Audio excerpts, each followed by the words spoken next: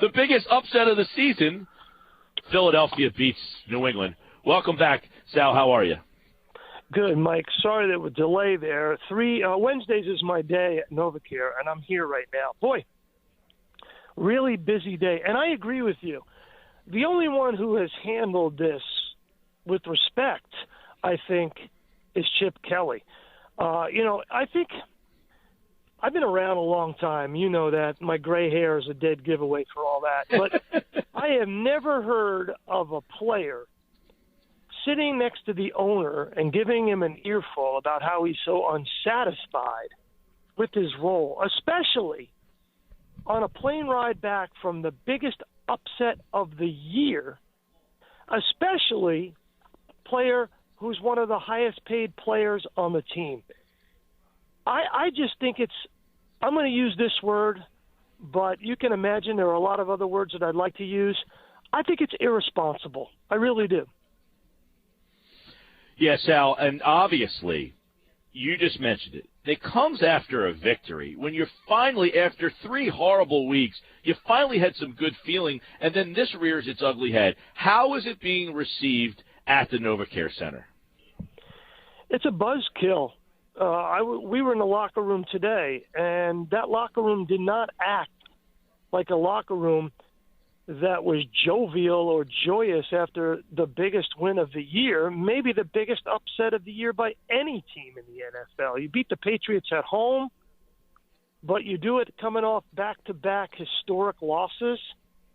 It's a huge upset, and you would expect everybody to be upbeat, but we went around the locker room and we were asking players, who did you sit next to on the plane? What did you see with Jeffrey Lurie and Demarco Murray? Players don't want to talk about that stuff, and they knew the questions were coming, and that's why they were hiding their heads from reporters. It was a total buzzkill, Mike. You know, and it's to be expected. You're right. They finally get a little good feeling around this team. They don't want to talk about this. Sal, let's be direct about this. Murray is obviously losing carries. Chip tried to defend him a little bit. They asked, why 3.5 yards for him? Well, moving parts. All right, well, the other guys, they're not having problems.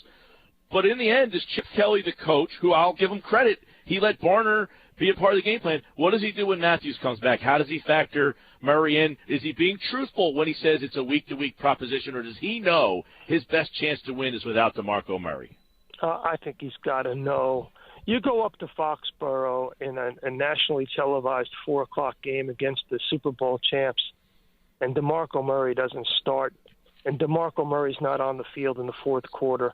Let's just take 3 things. 1, against Miami, he slides instead of taking the hit and finishing the run. Against the Patriots, fourth quarter, first drive, DeMarco Murray's 2 runs back-to-back. He runs out of bounds without being touched. In the fourth quarter, you stay in bounds. You take the hit. You keep the clock running. You don't run out of bounds and run and stop the clock. And he didn't see the field after those 2 runs. He was not back on the field. Barner and Sproles were. They know. And Kelly's trying to be as respectful of DeMarco Murray as he possibly can. But the contrast is so stark because LaShawn McCoy is playing at a very high level right now. He's not hurt anymore. He's doing the old shady thing on the field. He knows how to open that back door with a slide step or a quick cut better than pretty much any back in football right now. So I just think the contrast is stark. The film doesn't lie. Players don't lie to each other. I think what Kelly is attempting to do is he doesn't need the confrontation, and I think you'll see some Ryan Matthews, not a whole lot. You just don't know what you're going to get. He practiced it on a limited basis today. He's coming back from a pretty severe concussion.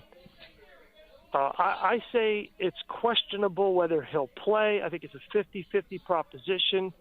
It may get much more probable as the week passes. But right now, you have to see how he responds after practice, how his body and his brain responds. But I think you're going to see Sproles a lot. Barner's that fumble in the fourth quarter hurt him. There's no question about it. But the weakness for the Buffalo Bills is their pass defense. You should be able to pass the ball on this team. You got to score quick, pass the ball, force the Bills into mistakes. If you get behind early, they'll close the game out with their running game. And by the way, Tyrod Taylor can run the football. He's got 24 rushes on third down, second only to Cam Newton. He converts 37% of those rushes into first downs. This guy knows how to run with the football. And with these linebackers hurting, and they're shorthanded on inside linebacker, this is a very tough matchup for them going into this game.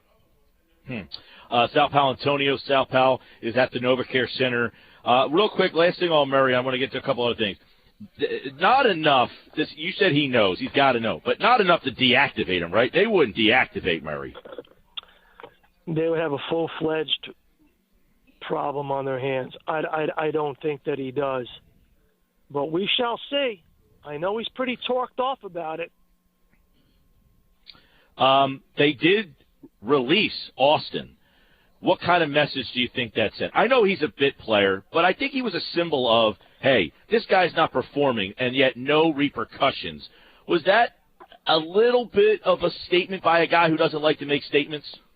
I think so. I definitely do, especially considering that he's Demarco Murray's best friend on the team, right, Mike? That's very interesting. I did not know that. Miles Austin and Murray? Best friend on the team. Wow. I did not know that. Wasn't aware of that. Wow. I want to ask you about this, too. Obviously, we had Greg Roman on earlier, the offensive coordinator in Buffalo, and the things he glowingly said about Fletcher Cox. I mean, when I asked him, what are you watching from the Eagles to game plan this game? And he said, this guy Cox is a game plan player. I got to change things around because of him. How much is he emerging? Oh, man, he's a Pro Bowl player right now, Fletcher Cox. He's a disruptor behind the line of scrimmage. He's the team's most consistent, most productive defensive player. And it was funny because there's this whole controversy about Shady McCoy and who he's going to shake hands with and all that. You've been reading about that and talking about it, right? Sure. So I asked Fletcher Cox, are you going to shake his hand? He said, yeah, I'll shake his hand after the game. We've still got a game to win.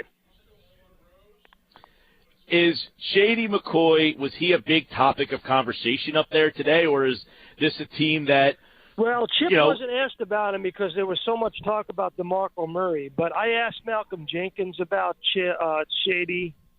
I asked D'Amico. I talked to Fletcher about Shady. They know what they got. They got their hands filled with Shady, and they understand that Rex is going to feed him the ball. By the way, you remember in 2010 when Rex was head coach of the Jets and he had Jason Taylor on the team and the Jets went back to Miami?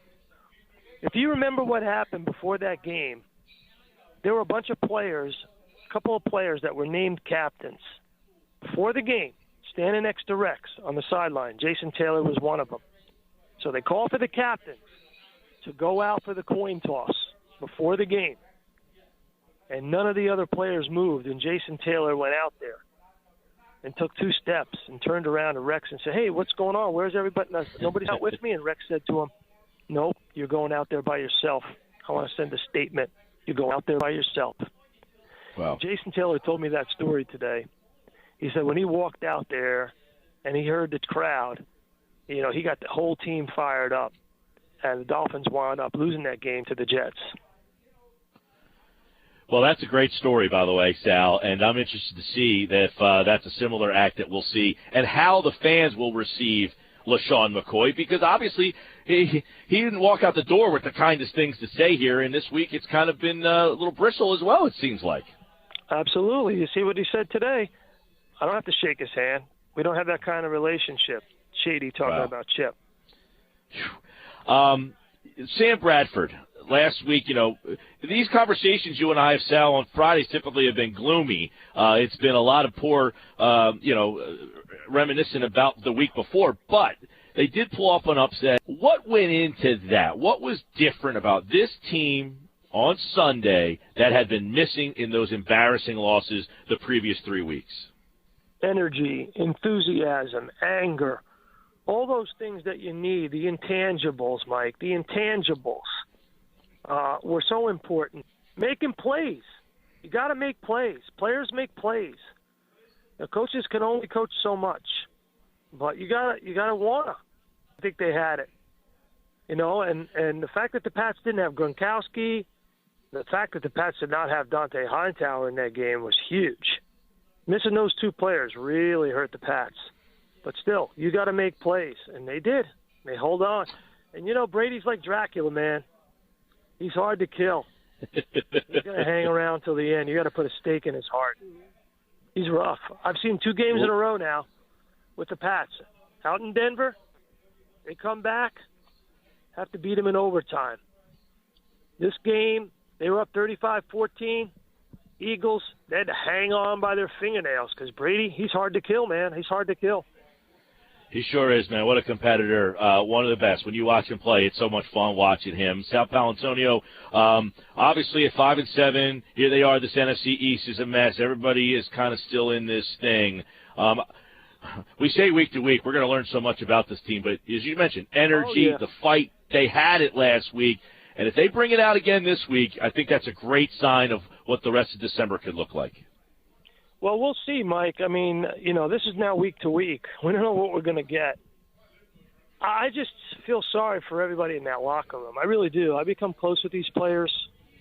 I don't root for them, but, you become close. You become embedded like I am. And for Demarco Murray to do something so selfish and irresponsible as to not only talk about it, but then some way, somehow get it out into the media that it happened. I have tremendous respect for Ed Werder breaking this story. Tremendous story by Ed. But, how in the world does it get out there? How does it get out there? Terrible. It's got to be from Murray's side, right? Murray's camp. Who knows? If I'm DeMarco Murray tomorrow when I'm talking to the press, I'm saying 2 things.